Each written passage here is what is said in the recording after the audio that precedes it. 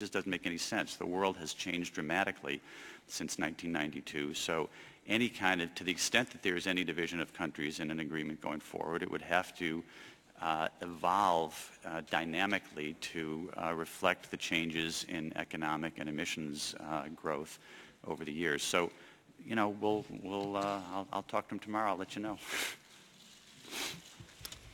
Yes, woman in the back.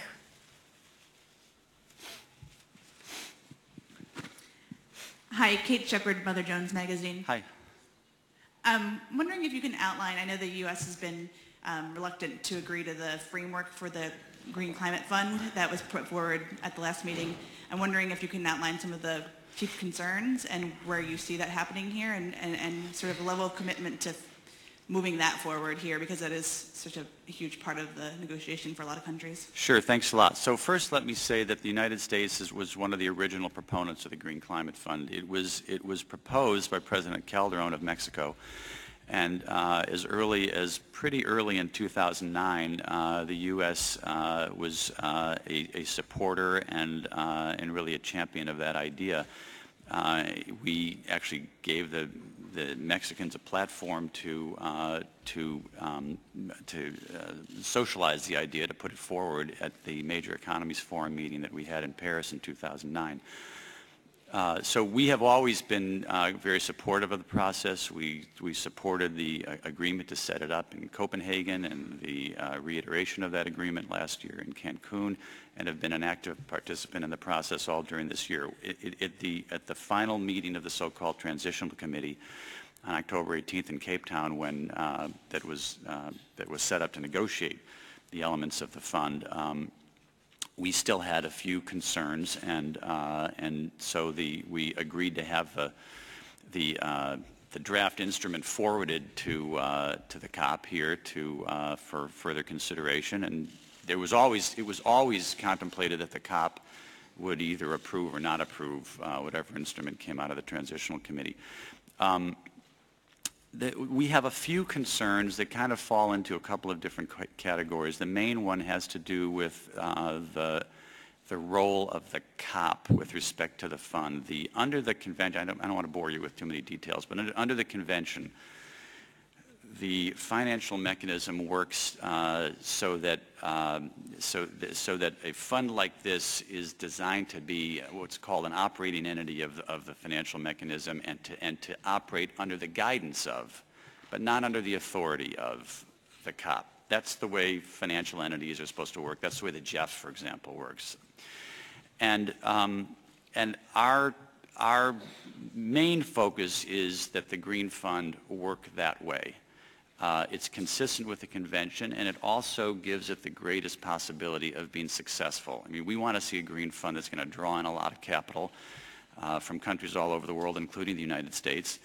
And although I love climate negotiators and spend much of my time with them, they're not necessarily the most qualified people to run a multi-billion-dollar fund. So we are very keen on having this work in a professional way.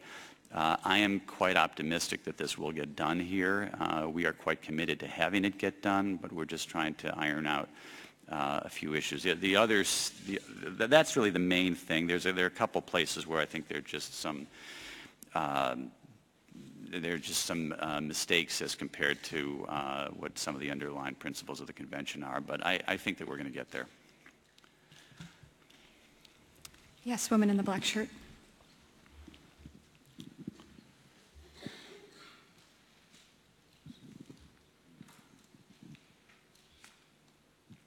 Kim Chipman from Bloomberg News. Hi, Kim.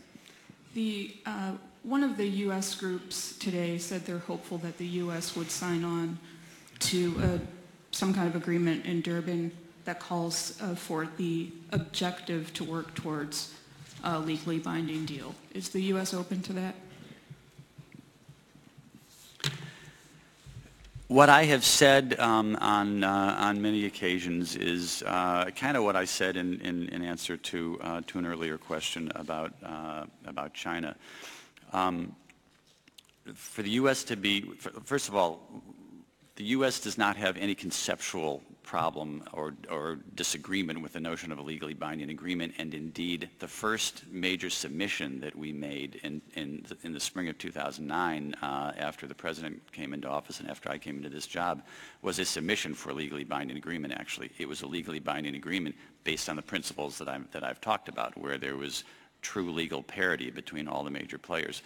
So what I think right now is I do not think that the conditions are ripe for that, because I don't think, and I always try to make sure people understand this, I mean no criticism of any of the other major developing economies who have the positions they have. I respect those, but I do not think that they are ready for the kind of complete legal parity, no conditionality, evolving categories of countries, and all of the other elements that I've already talked about. I don't think that they're ready for that, and so I think it's highly unlikely that that would happen now. And we are not going to go forward with a commitment to a legally binding result when we don't know who's going to be in or in what way they're going to be in. I mean, a number of countries have expressed the view that we ought to know the content before we decide the final form of an agreement. And that's not our phrase, but I think it makes a lot of sense, and in some sense encapsulates what I'm saying. Content for us in this case, again, means who's in and in what way are they in. And if things work out, I'm in no way, shape, or form saying that it won't be a legal agreement. It might well be a legal agreement. But if you're saying, should we commit to that right now in a circumstance when other countries are not prepared, as far as I can tell, to have to commit to the sorts of things we're talking about right now here in Durban, then I would say that we wouldn't want to sign on to that kind of thing.